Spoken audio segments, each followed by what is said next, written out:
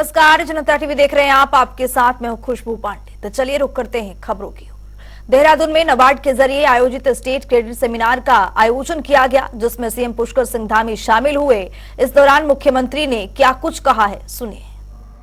आयोजन करने वालों को सबको मैं अपनी ओर से बहुत धन्यवाद करता हूं और इस अवसर पर विशेष रूप से मैं नाबार्ड का आभार व्यक्त करना चाहता हूं, जिन्होंने उत्तराखंड में बहुत सारे सेक्टरों में, जिसमें कृषि, बागवानी, छोटे और मध्यम क्षेत्र के उद्योगों के विकास हेतु जो उन्होंने अभी अन्य राज्यों के साथ, हिमाचल के साथ, जम्मू कश्मीर, जो हमारे आसपास के हमारे समकक्ष के राज्य हैं,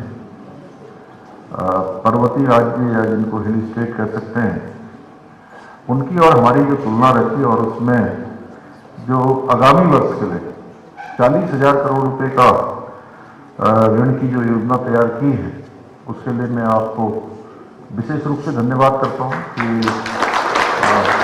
जो हमारा मिशन है, उसी मिशन को हमारा नाबार्ड भी जो है आगे बढ़ाने का काम कर रहा है। साथ में हमारे प्रधानमंत्री जी का, जो उन्होंने अनेक बार एक बात को उन्होंने शुरू किया केदारनाथ जी से कि 21वीं सदी का तीसरा दशक उत्तराखंड का दशक होगा, और उसको फिर उन्होंने अनेक अवसरों पर कहा है। और वो बात हमारे लिए चरितार्थ भी हो रही है जब हम देखते हैं कि हम तेजी से इन क्षेत्रों में भी आगे बढ़ रहे हैं। ऋण का जब अभी आकलन कर रहे थे विष्णु जी, तो मुझे बड़ा अच्छा अंदर से आनंद की अनुभूति हो रही थी जब मैं देख रहा था कि हिमाचल का आपने बताया लगभग 35,000 करोड़, 35 बता रहे थे, 35,000 करोड़, और बगल में हमारे JNK में 36,000 करोड़ और हमारा 40,000 करोड़। तो मुझे लग रहा था कि ये सब माननीय प्रधानमंत्री जी धरातल पर उतर रहे हैं। और यह भी आपने बताया कि पिछले वर्ष की तुलना में लगभग 15% अधिक है इस साल की अपेक्षा, और पिछले वर्ष की तुलना में लगभग 33% होगा। 30%। कहां से आवाज आ रही है? उधर से 30%, 32-33% यह हमारे जो छोटे किसान हैं, छोटे और जो मझोले उद्योगों में लगे हुए लोग हैं, उनके लिए वास्तव में इस प्रकार की व्यवस्था वो किसी वरदान से कम नहीं है। उनका इससे बहुत प्रोत्साहन होगा, उनको सबको आगे बढ़ने का अवसर मिलेगा। लेकिन यहाँ पर मेरा एक आपसे अनुरोध रहेगा कि इसकी निगरानी बहुत जरूरी है, और ऋण किन लोगों को देना है, कौन लोग इसके लाभार्थी हों, कौन लोग इसके जरूरतमंद हैं, उस पर विशेष रूप से ध्यान देने की आवश्यकता होगी।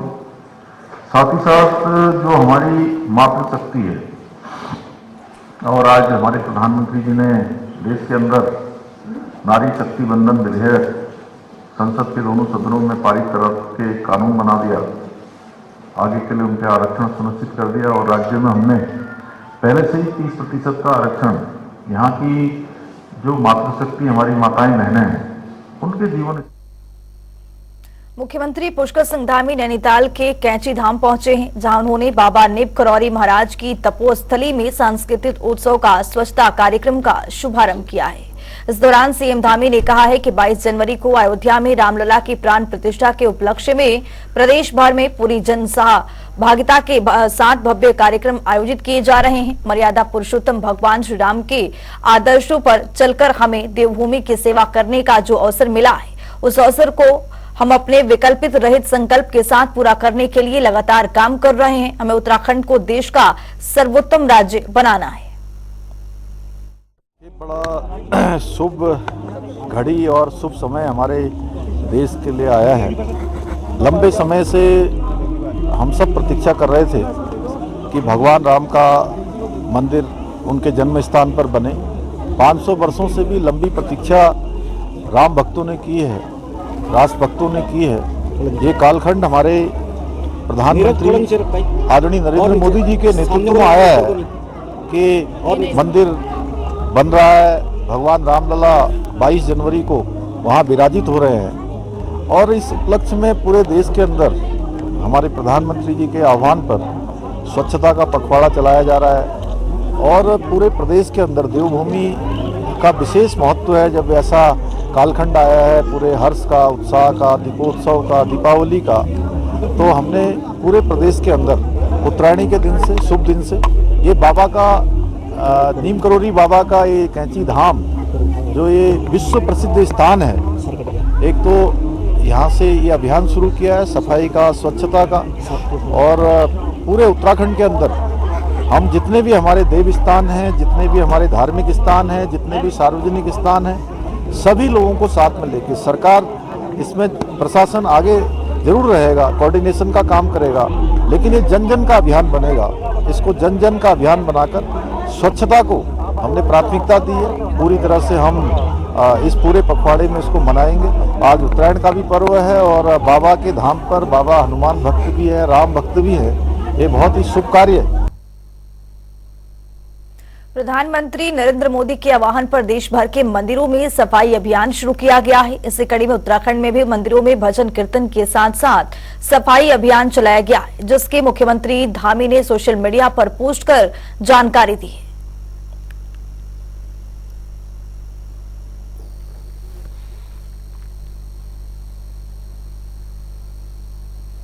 उत्तराखंड के लोक पर्व घुघती त्योहार को लेकर सीएम धामी ने प्रदेशवासियों को शुभकामनाएं दी। मुख्यमंत्री धामी ने सोशल मीडिया पर पोस्ट कर प्रदेशवासियों को शुभकामनाएं दी है, साथ ही सभी के जीवन में सुख समृद्धि की कामना भी की है।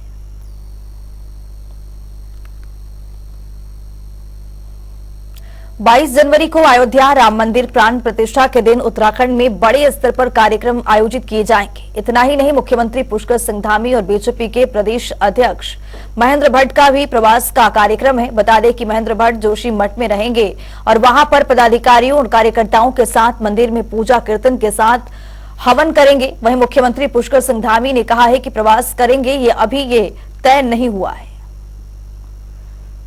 22 तारीख तक पूरे प्रदेश के अंदर स्वच्छता अभियान के कार्यक्रम चल रहे हैं और उसके आधार पर मुख्यमंत्री जी, क्योंकि राम जन्मभूमि में प्राण प्रतिष्ठा का कार्यक्रम है, इसलिए मंदिरों की स्वच्छता, मस्जिदों की स्वच्छता, चर्चों की स्वच्छता, ये भी महत्वपूर्ण आज से लेकर 22 तक रहेगा। तो हम सब ने उसको प्राथमिकता लिया है। स्वच्छता की दृष्टि से बाकी सभी क्षेत्रों में स्वच्छता कार्यक्रम हमारे संगठन द्वारा हर वर्ष होते हैं, हर समय पर होते हैं। और आज भारत के जो तस्वीर बदली है, ये मोदी जी के आह्वान में बदली है।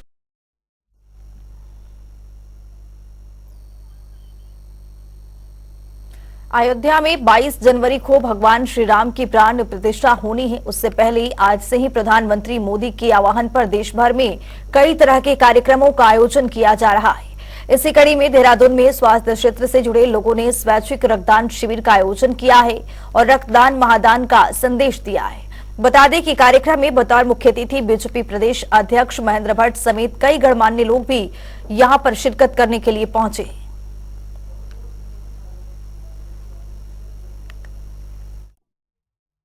देखिए, लाइफ केयर पैथोलॉजी सेंटर ने अगर आज मकर संक्रांति के शुभ अवसर पर और भगवान राम के भव्य मंदिर में प्राण प्रतिष्ठा को भी ध्यान में रखते हुए अगर देश के युवाओं को सबसे अनमोल और सबसे मूल्यवान दान करने का आह्वान किया और रक्तदान करने वाले ऐसे सभी युवा यहाँ उपस्थित थे।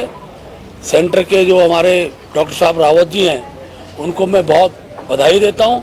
इनकी प्रेरणा से लगातार 9 वर्षों से कार्यक्रम चल रहे हैं और एक इस रूप में मैं कहूँगा प्रभावशाली कार्यक्रम रहेगा, क्योंकि समय के साथ देश के अंदर ब्लड की, खून की बहुत आवश्यकता रहती है। लाइफ केयर पैथोलॉजी विगत 8 वर्षों से कैंप लगा रहा है और इस बात की नौवां हमारा ये रक्तदान शिविर है।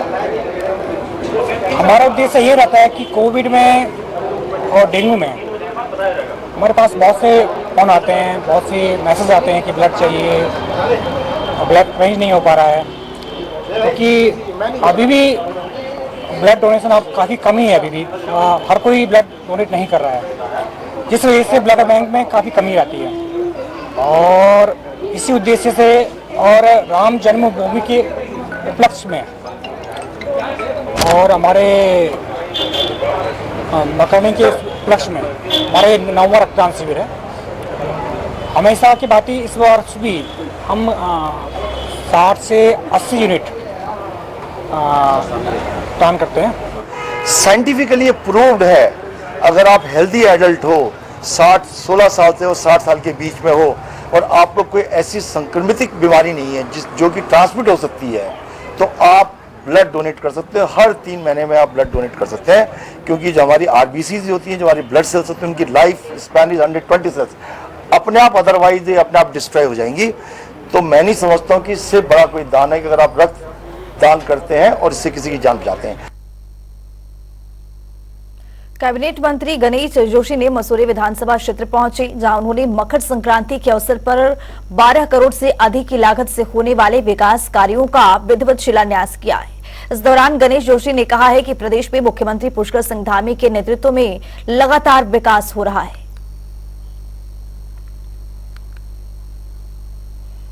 हरिद्वार में पूर्व केंद्रीय शिक्षा मंत्री और सांसद रमेश पोखरियाल निशंक के बयान से बवाल मच गया है। दरअसल सांसद निशंक ने प्राण प्रतिष्ठा का निमंत्रण अस्वीकार करने पर कांग्रेस पर जमकर हमला बोला है।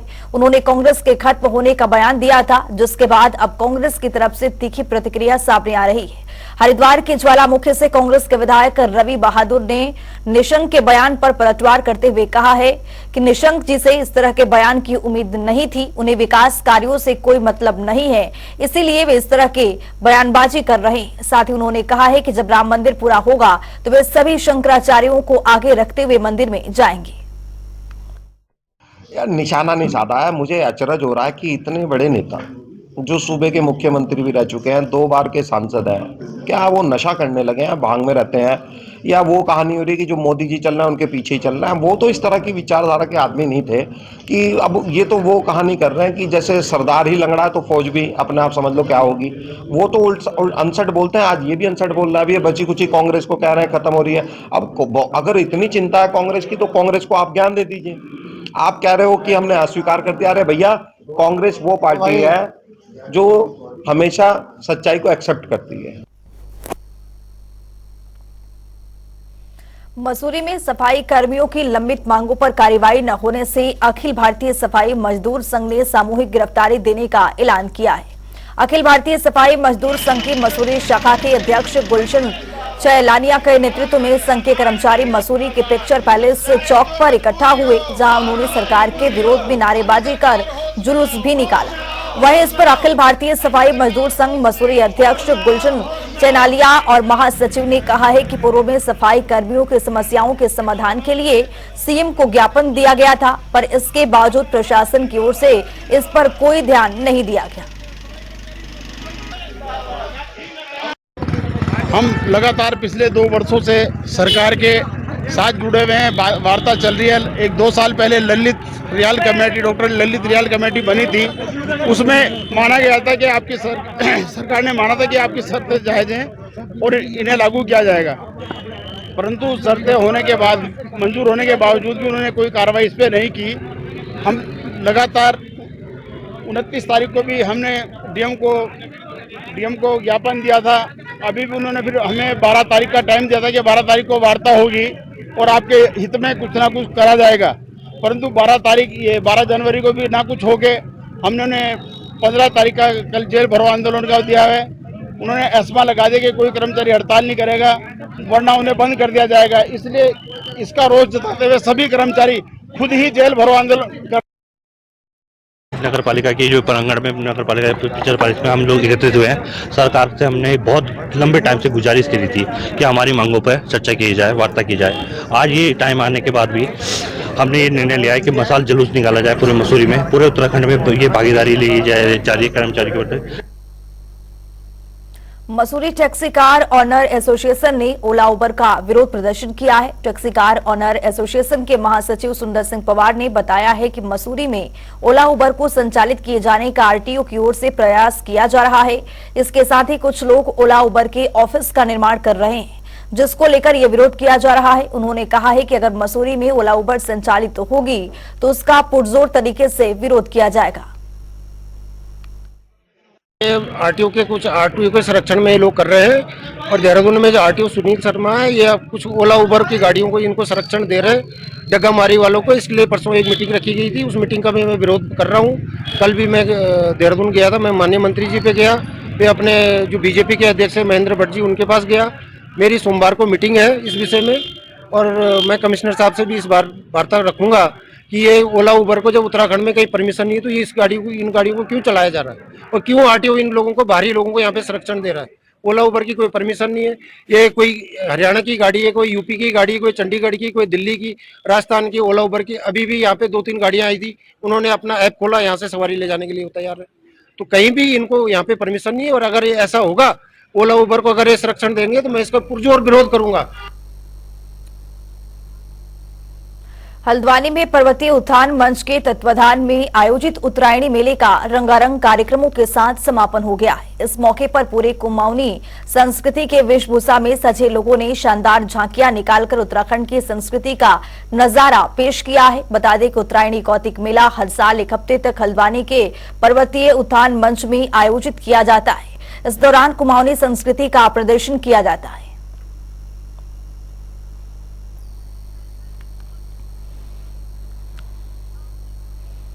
मकर संक्रांति का गंगा स्नान हरिद्वार में दूसरे दिन भी जारी है। यहाँ हर की पेड़ी पर गंगा स्नान के लिए श्रद्धालुओं की भारी भीड़ है।